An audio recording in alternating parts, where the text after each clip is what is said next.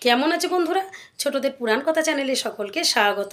বন্ধুরা, আজকে আমি বলবো ভোলা মহেশ্বর কেন গায়ে সবসময় ছাই ভস্ম মেখে থাকেন। একদিন দেবী পার্বতী তাকে জিজ্ঞাসা করলেন, প্রভু, এত সুগন্ধি দ্রব্য থাকতে আপনি কেন ছাই ভস্ম মেখে থাকেন? তখন ভোলা মহেশ্বর বললেন যে পূর্বকালে ভৃগুর বংশের বৈদর্ভ নামে একজন ব্রাহ্মণ ছিল।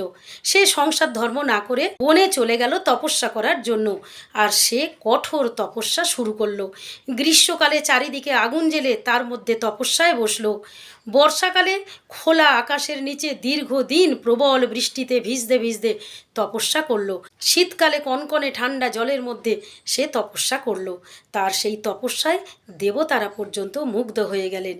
আর বনের হিংস্র জন্তু জানোয়ারেরা তার তপস্যায় বশীভূত হয়ে গেল। হিংস্র জন্তু জানোয়ারেরা তার জন্য ফলমূল সংগ্রহ করে তার সামনে নিঃশব্দে বসে থাকত। ভোলা মহেশ্বর বললেন যে তিনিও নাকি তার তপস্যায় সন্তুষ্ট হয়েছিলেন এবং ভাবছিলেন একদিন গিয়ে তিনি ব্রাহ্মণকে একটি আশীর্বাদ করে আসবেন। সেই ব্রাহ্মণ আস্তে আস্তে ফলমূল খাওয়াও ছেড়ে দিল এবং গাছের পাতা খেয়ে থাকতে লাগলো। তারপর ক্রমাগত সে সব কিছু খাওয়া বন্ধ করলো, গাছের পাতা খাওয়াও ছেড়ে দিল, কেবলমাত্র বাতাস ভক্ষণ করে থাকলো। একদিন তপস্যা করতে করতে সেই ব্রাহ্মণটি যজ্ঞের আগুনের মধ্যে পড়ে গেল। তখন ভোলা মহেশ্বর এসে তাকে তুলে বসালেন এবং জিজ্ঞাসা করলেন যে কী বর সে চায়। তখন ব্রাহ্মণটি বলল সে ভোলা মহেশ্বরের পদাশ্রয়ে সবসময় থাকতে চায়, মানব জন্ম সে আর চায় না। ভোলা মহেশ্বর বললেন যথাসময়ে তুমি তোমার বর পাবে। এই বলে তো ভোলা মহেশ্বর চলে গেলেন। তারপর সেই ব্রাহ্মণটি যোগ সাধনায় বসল। যোগ সাধনার ফলে তার শরীর থেকে প্রবল তেজ উৎপন্ন হতে লাগলো।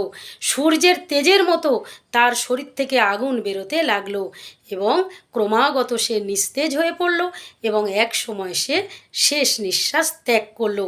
আর তার শরীর থেকে আগুনরূপী তেজ তাকে ভস্ম করে দিল। তার এই ভস্ম হয়ে যাওয়ার ঘটনা জানতে পেরে ভোলা মহেশ্বর তার কাছে এসে উপস্থিত হলেন এবং তিনি দেখলেন যে অতীব সুন্দর ভস্ম রাশি সেখানে পড়ে রয়েছে এবং তা থেকে সুগন্ধ বের হচ্ছে।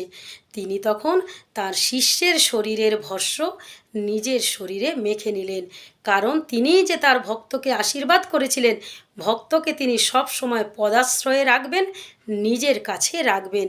তাই তিনি শিষ্যের শরীরের ভস্ম বাইরে ফেলতে পারলেন না, নিজের শরীরে মেখে নিয়েছিলেন।